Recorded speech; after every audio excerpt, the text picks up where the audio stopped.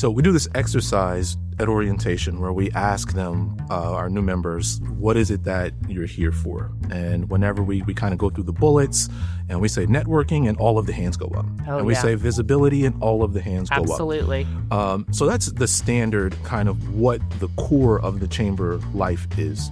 The reality that we're really, really trying to get businesses to understand is you're joining a community, right? You're joining a group of folks who all sort of have similar mindsets, and we're all there for the same purpose. And it doesn't matter if your business is a solopreneur or a multinational corporation.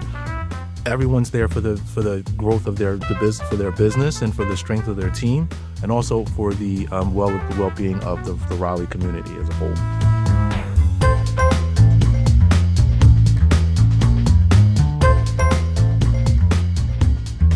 Welcome back to In Good Company with the Greater Raleigh Chamber. I'm your host, Erica Rooney, and today I am joined by someone who plays a vital role with shaping the chamber experience for their members and for event attendees.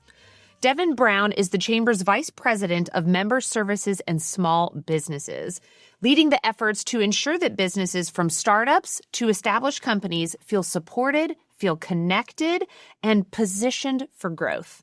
Devin, welcome to the show. Thank you for having me. Feeling good today? I'm feeling great. I love that. Okay, so Devin, for the listeners who maybe haven't met you yet, how do you describe your role and what you do at the Chamber? Yeah, so I like the way you opened, just talking about how we set our members up for success. And I like to describe it as sort of transferring member needs into memorable experiences and relationships. So we have programs, we have events, we have resources, all of the things that our members are ultimately going to need to have a successful and positive chamber experience. Our department facilitates and curates a lot of that information, those resources, and those big programs and events that you see us performing. Ooh, I love the talk of experiences because that's what we all want these days. Mm-hmm. But tell me, what does a day in the life look like for you? Oh, man. So I woke up this morning and no 2 days are the same, right? Except for the fact that every day we are about sharpening our skills so that our members are, again, having those positive experiences. But that could mean getting up and like I did today, starting with a ribbon cutting.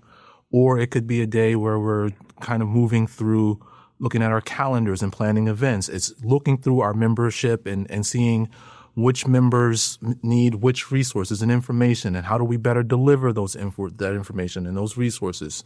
It's looking at our speakers and who's able to deliver the content that is interesting, timely, and relevant for our members. So every day is a little different, but always that common thread of ensuring that we're facilitating good resources and information for our members. I love it. Keeping it fresh, keeping it fun, keeping it different. That's amazing. All right. So when you're talking to a business that might be considering joining the chamber, what do you think they think they're going to get? And what are they actually signing up for?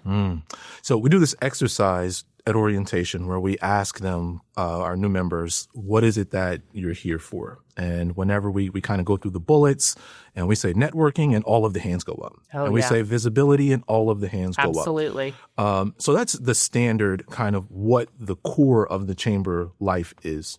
The reality that we're really, really trying to get businesses to understand is you're joining a community, right? You're joining a group of folks who all sort of have similar mindsets, and we're all there for the same purpose. And it doesn't matter if your business is a solopreneur or a multinational corporation.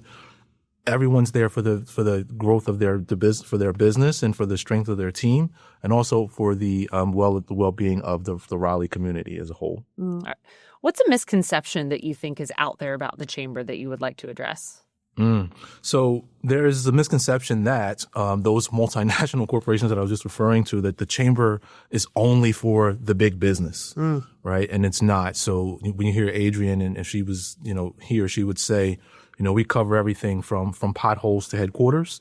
And that's a great way to think about the scope of work that we do. But if you think about it in real time, that means that we're working with the small solopreneurs, the contractors, the folks who are building a city, so to speak, all the way up to those really, really, really large institutions and companies. And the reality of it is most businesses that exist in the world are small businesses, and the chamber is no different. So roughly 2/3 of our membership are small businesses. So we're really here for everyone. Yeah, but I love that you talked about community, because whether you are in that Fortune 500 or whether you're a solopreneur or an entrepreneur, like, you need that community around you at whatever stage For sure. you're at. So that's incredible.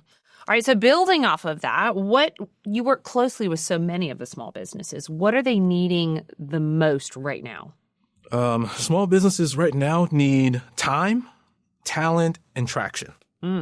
So TT&T. So obviously, being in a small business, when you're working in that business, the time is of the essence. And when people say time is money and I don't have time to waste and all the cliches that we hear, they're all true. It's true. Right? They're all true. So there's time, and the talent piece, we do pretty well. Raleigh's known for the great institutions that we have that continue to develop a strong workforce. So that's there. But it's, from the business standpoint, it's getting those people into their businesses and getting them, trained and ready to go. And then that traction piece is continuing the momentum. So if I'm a brand new business, how do I just get traction to get going? Or if I'm a business who's kind of gotten over that hurdle, I've been in business now for, that first 3 to 5 years where a lot of businesses don't make it. But if I've gotten over that, well, how do I keep going, or how do I grow and scale and get bigger? So it's what are those things that I need to kind of keep rolling? I always say time is the most precious and non-renewable resource that we have. Absolutely agree. Especially when you're in there in the trenches and you're just pulled in so many different directions. Absolutely agree. So I would love to hear, do you have a success story from a small business that really leveraged the chamber? And can you tell me about that? What was that like? Just one? I mean, I want you to pick one. Oh, okay.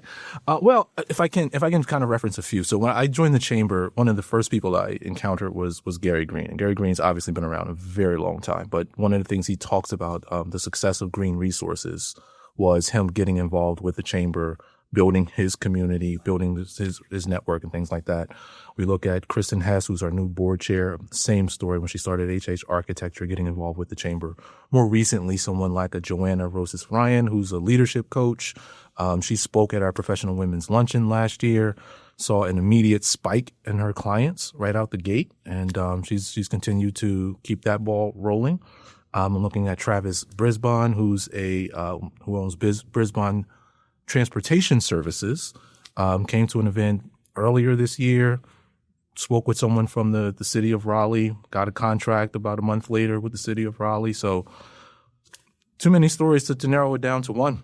I love it, though. It's a success fueling success, because it's businesses pouring right back into the community, which is just incredible to hear about. All right, here's something to hear about all the time is I don't always have time to attend these events, right? And I feel that. I'm a mom. I'm a business owner myself. So for those of us who are listening and are like, yeah, I'm in Team Erica over here, if they're too busy to participate, what would you say to them?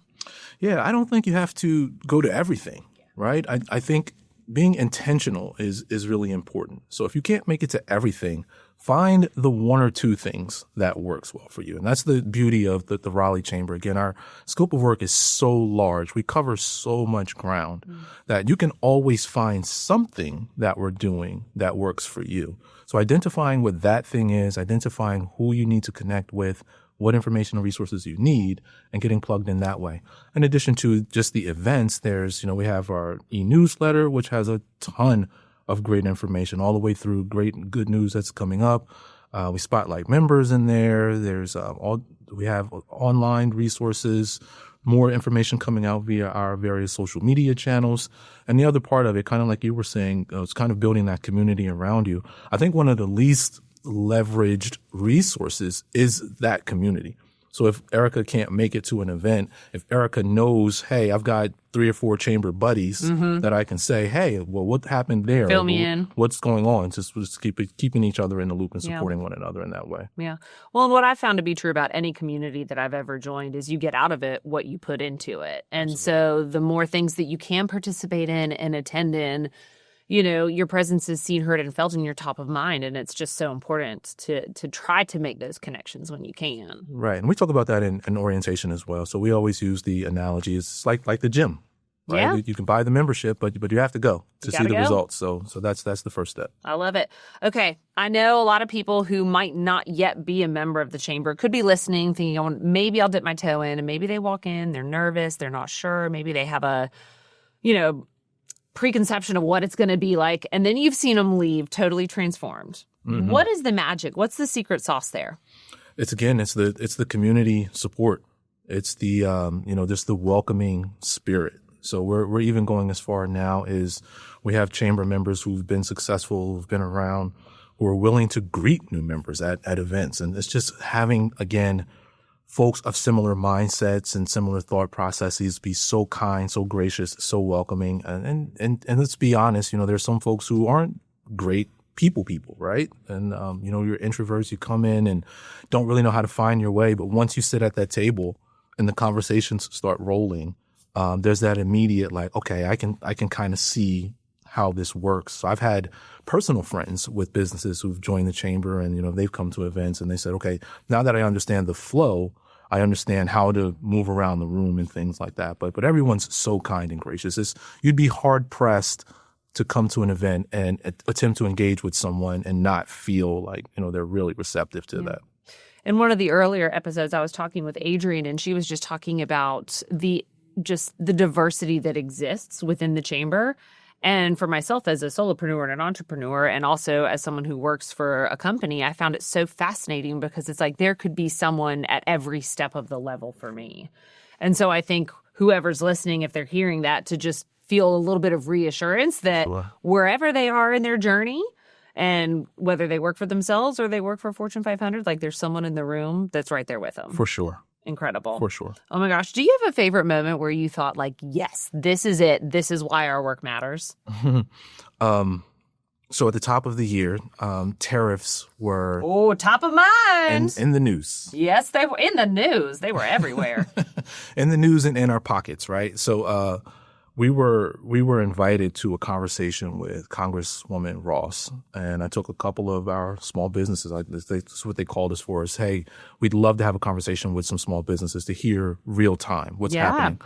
So I called up a couple of businesses. About 6 of us went. We sat down with the Congresswoman, had a great conversation. But what happened afterwards, as we were on the way out, I'm just going to call them Business A. Business A said to Business B, and these were guys who had met before but hadn't had a big conversation. But Business A says, hey, I'm working on this project. I need your services. And this kind of happened organically where I'm on the side thinking, this is what this work is about. It's seeing these guys kind of meet in this space. And again, we just had this conversation about this unifying thought of this uncertainty that we're all sort of feeling, and it gives them a more greater opportunity to kind of connect. But then, the business kind of unfolded organically. Well, what I love about that is people buy from people that they know, like, and trust. Absolutely. And when you get to have these types of interactions, which would not happen without the chamber. That's right. You get to meet people that you're like, yeah, I want to do business with that person as well. That's fascinating. Right. I love it. What's one thing that you were excited about to either build or improve for the member services this coming year? So last year we started our small business task force, and what we've asked of the task force is to challenge us to give the small business community an even greater voice. And they are coming up with some phenomenal ideas, so either refreshing the content that we're currently producing or creating something wholly new that really, to your point, addresses all of the needs that a business would have at whatever business phase they may be. So we're thinking about how do we have conversations with small businesses who are facing HR-related challenges, or small businesses who are thinking about, again, I've been in business for 10 years and I'm at my wits just trying to figure out what to do from day to day. How do I start to hire? What are the legal ramifications? So allowing them to be the experts Resources. in that space to each other, right? So it's kind of a peer-to-peer type learning thing. And they're developing that we oversee it and make sure that we're on the right track. But it's the businesses who are creating the content for us. Well, people want to know and learn from other people who've been in the trenches. For sure. Right? And who've been there, done that. This is the best lessons learned. And for sure. So that's incredible. All right. If every chamber member listening today took one action after hearing you speak today, and the reason I'm saying every chamber member is because if you're not a chamber member, I think you know what the CTA there is. But if they took one action today after hearing this conversation, what would you want it to be? Get started. Whatever it is, right? And everybody's got something. What do they say? What does it say? That the road of 1,000 miles begins with the first step. So it's all about just getting started. If you're a chamber member or not, if you're interested, if you're curious, call us, come out, visit, see what's happening, be a part. If you're already a member, same thing, just get engaged. But I think also getting engaged and being engaged in an intentional way. But you have to start. Like, that's the thing, right? If you're going to continue to sit on the sidelines and guess and ask and maybe and should I or would I, could I, then you're still in the same place tomorrow. Still in the same place. I love it. You got to take that first step. You got to take action. All right, Devin, I love to wrap things up with a quick, fun lightning round just to kind of go a little deeper, peel back the onion, if you will. But what is your favorite type of chamber event? Favorite event? I'll even do this. You can give me top 3. Oh, thank you. I'm so generous. I'm so generous. That is very kind. So Women's Leadership Conference is absolutely one of my favorites. Annual Leadership Conference is a favorite. And Coffee with Leaders, I love the intimacy of that one. And it specifically targets our small business members. And again, it's small business leaders talking to small business leaders. Love it. Yep. Love it. Okay. Best piece of advice that you have heard from a business member? Just to continue, know your numbers, right? Yes. That's important in any business. Know your numbers, but also, just get comfortable with being uncomfortable. And there's a lot that the chamber does exceedingly well. And Adrian's a phenomenal leader. We have an awesome team that does great work. But we're never comfortable, right? It's always like, okay, well, what else could we be doing that might make this a little bit better? So getting back into that discomfort in order to continue to move yes, forward. Growth happens right outside that comfort zone. That is right. I love it. Okay, finish this sentence. The chamber is at its best when we are facilitating meaningful relationships and connections. And it's not the transactional thing. Again, everyone's coming because they're networking and thinking it's going to rain customers, which is not going to happen. It's all about building those relationships that are going to last throughout your business journey. I love that. Well, Devin, thank you so much for joining us on In Good Company with the Greater Raleigh Chamber. Thank you.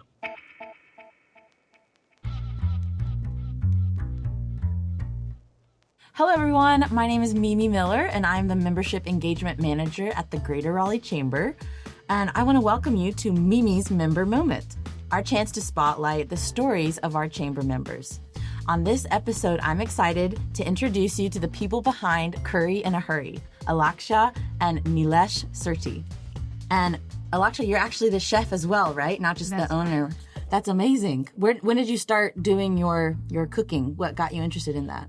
Well, I've always been cooking my whole life. Okay. I started with helping my mom in the kitchen as a young kid. Wonderful. And then when I got married, they love to eat. My in-laws side, everyone always entertains and cooks for each other. So I started cooking for the family, and I've always loved to cook. So Wonderful. That's how we showcase our love for the other person, It's through food. And Absolutely. That's what we always do. And is Nilesh allowed in the kitchen?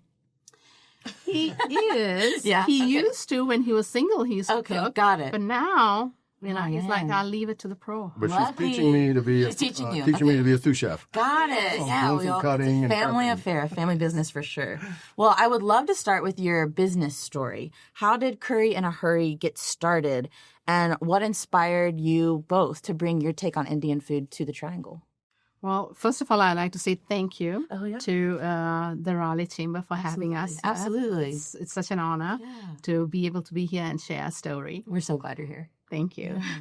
So basically, cooking has always been my passion. Like I said, I had helped my mom every time we were young in the kitchen, and I learned a lot from her. But also, there was a very defining moment in my childhood, in my life. We had very humble beginnings in India. I grew up in India, in Bangalore. And it was tough for us. Childhood was very tough. But I had an angel, my grandfather. He helped us a lot. His act of kindness really changed the trajectory of my life.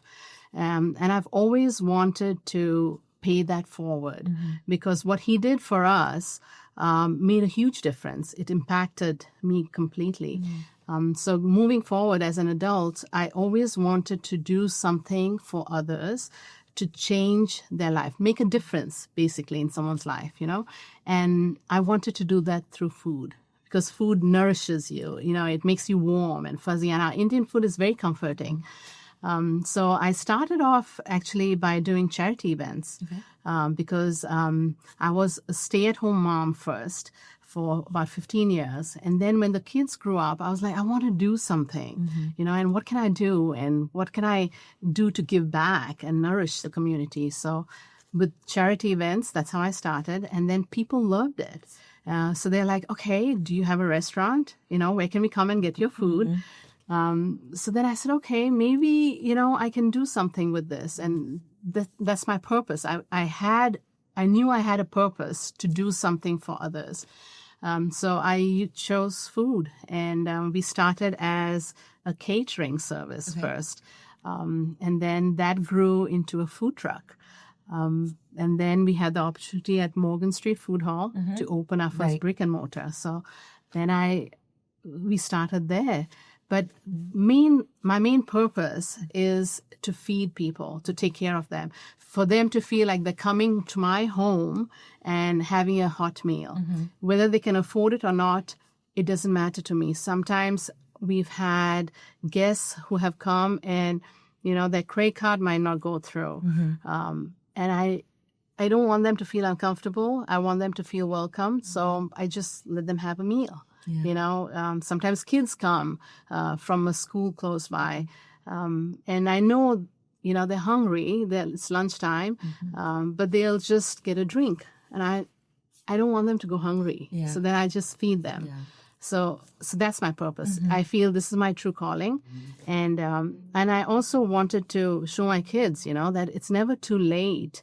If you are passionate about something, and if you feel very like you have that calling to do something and make a difference, just do it. I love that so much. My grandfather is also my angel, so I love that. It seems that his generosity kind of is even still alive today through your purpose and passion of making sure people get fed and enjoy it while they're eating. Yeah, so that's wonderful. Very important. Absolutely. So I heard you say that you started out as doing some charity work with your food, and then became a food truck. But now you're at Morgan Street Food Hall, like you mentioned. You're also at the RDU Airport, and you have vending machines as well, which I love that we're in the age of real food vending machines. That's my favorite. Could you talk about that growth a little bit and just what that kind of felt like as you started out with just something that you were passionate about, and now it's grown into something so big? Yeah, so we started the food truck in 2017. Okay. So, this whole thing has been an incredible adventure, really. But she had a passion for cooking, and we wanted to take that passion and spread it around the triangle. She wanted to feed, like she said, everybody. So we did a lot of homework, researched about the truck. We went to breweries, and we went to different trucks and rodeos and just did our research. And so we said, you think we can do this? And we're like, yeah, we could do this. So we did the Indian food truck, so authentic Indian food truck. It was the first one in Wake County in 2017. Awesome. So we started with that, and it was just us on the truck going around to breweries and small events and just spreading the word. And so, it was fun. And then a year later, we got the opportunity to go into the Morgan Street Food Hall. And ironically, I went to check out my competition. I was checking competition like, oh my gosh, if this is going to open in Raleigh, how are we going to spread our Indian food around? So I went and talked to the broker, looked at the site, and he's like, we have a food hall starting, and we have different cuisines, and we need Indian. And then I'm like, oh, wow. Really?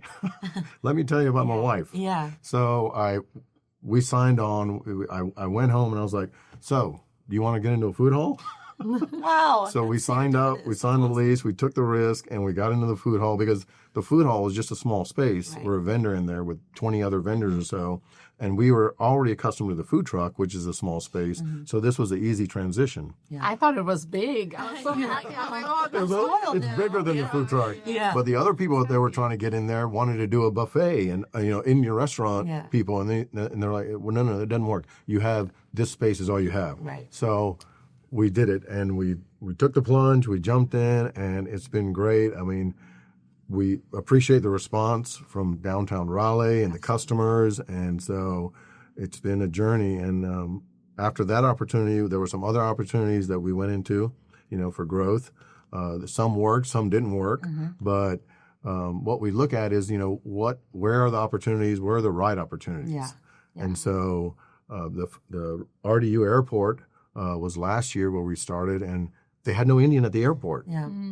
And I had a relationship with the manager. I helped him start one of his businesses, and then he called us and said, look, I'm starting this thing. It's the Reef Virtual Kitchen. It's like a ghost kitchen in the airport, and we'd love to have you as a vendor. And we said, oh, yes, we'll sign us on. So we figured out how we could do it.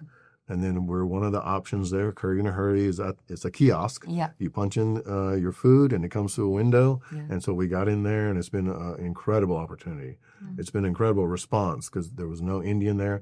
The employees are eating it. The travelers are eating it. So it's been great exposure for us. Yeah, I've used the kiosk. Used the kiosk. It was the greatest before my flight food I've ever had at the airport. So it was so great.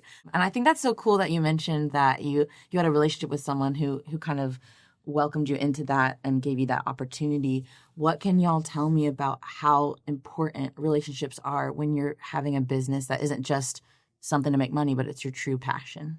Well, relationships are everything. Those connections you have, the opportunities you have. We thought about going in the airport, but to open a space and to do all that is a lot of labor and a lot of work. And this was a great opportunity to get in at low cost and still feed people. And so we got in, and he wanted to help small local businesses. So that was the great part about this. That was his motto. It was like, I don't want franchises in there. They're already here. They're already around. But to help a local person would be a great thing. So that's what he did, and we got in. But yeah, the relationships mean everything.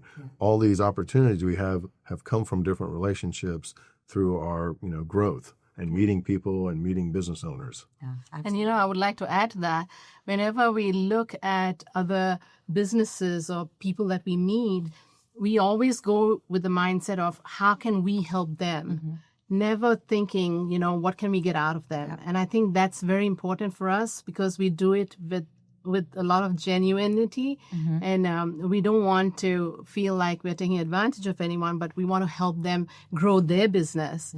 And opportunities arise out of good relationships like that. So I think it's clear when you have authenticity about the connection, the food tastes better probably, and also the opportunities come a knocking because y'all are happy to be a part of the community and happy to be a part of the process. So I love that. But running a restaurant is no small feat. I've seen the bear, so I know, people yelling around, yes, chef, or whatever. What are some of the biggest lessons you've learned as you grew from the idea into a well-known local establishment? So first of all, we had to educate people about our food because people talk about Indian food and they automatically think it's spicy. It's guilty. Okay? Yeah. So Indian food is not necessarily spicy. Yes, it has spices, and those spices give it flavor. Right. So Indian food is very flavorful. Of course, if you want it spicy, we can always do that. You can oblige, for sure. Got it. She makes her own hot sauce. Oh, wow. Homemade chili paste that you can put on it and kick it up a notch. Oh, got it. Perfect. So that was a huge challenge in the beginning for us, to educate people. And we still do. Still do. Yeah. Because not everyone realizes that, especially first-timers, And that's why we have the butter chicken on our menu, which is a great starter for someone who's never had Indian food. That's what I got, and I was really so happy. Yeah. And it's flavorful because of the spices. Yeah. So educating people was very important for us. Then we had to do research also. Even before we started the business, we had to do a lot of research, which areas really would enjoy Indian food, where there are no Indian restaurants. So we had to, even for breweries, I had to make sure that I called all the breweries. There were no other Indian food trucks. So we were the first ones. So people were like hesitant. I don't know whether people would like it, and we were like, just give it a try, Give it a chance. So, and that's for any business, I think, is due diligence. You just have to do your research. You have a goal to do something, great. but now get to some action, get some work done. Well, one thing that I love is that without me being a part of the chamber, for example, I wouldn't have gotten to meet y'all. And maybe I would have seen Curry in a Hurry and gone in, but now knowing the story behind it, it will mean so much more the next time I order my butter chicken. So I would love to hear kind of what is your experience been being a part of the chamber, getting that chance to share your story, what kind of things have come from being involved with the chamber, and what things are you looking forward to? Yeah, so, we're part of the Garner Chamber when we started because that's where she started with the catering and small events. And actually, we were reluctant to join the Raleigh Chamber. It was so big, and we're such a small business. But then we finally did it. We joined, and what we found is, the chamber does a lot of great events. So the networking opportunities are incredible. Your events, you have big events, small events, you have coffee with C-suite, things like that. But she got to meet, and we got to meet the CEO of the Carolina Hurricanes. Oh, yeah. And we got to learn about the expansion at the Lenovo Center. So I was like, wow, we could have never done that if we were just, in our little lane and not exploring and looking at other opportunities. So we joined the chamber, and the networking has been great. Building those relationships with C-suite executives would be great. And, we joined because our goal was, we're a small business, but we'd love to cater to these large corporate clients, bigger clients, for catering or the food truck or Christmas parties, employee parties. So we were finding it as a way to build relationships and then kind of grow the business. So we're looking forward to that.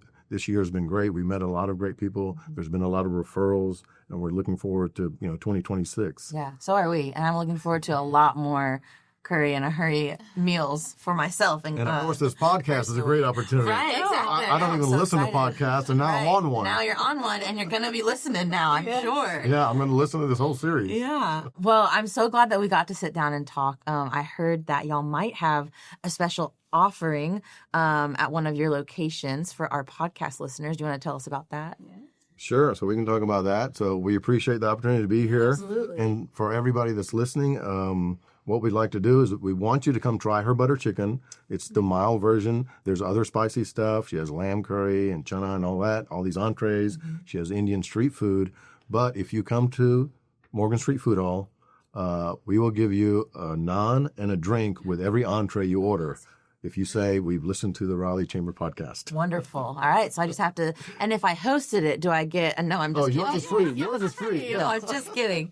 I want to thank you both for being my guests on our first ever Mimi's Member Moment segment. And for more information about Curry in a Hurry, please visit their websites at curryinahurrytruck.com and for catering needs, curryinahurrync.com. And listen to future episodes for more Mimi's Member Moments, stories from chamber members who are shaping our region. Thanks for listening to In Good Company with the Greater Raleigh Chamber. Be sure to subscribe on your favorite podcast platform so you never miss an episode. If you enjoyed today's show, please leave us a 5-star review and share it with your network. Keep tuning in for more insights on the Chamber's programs, events, and members, and visit raleighchamber.org for info and to register for the Chamber's upcoming events.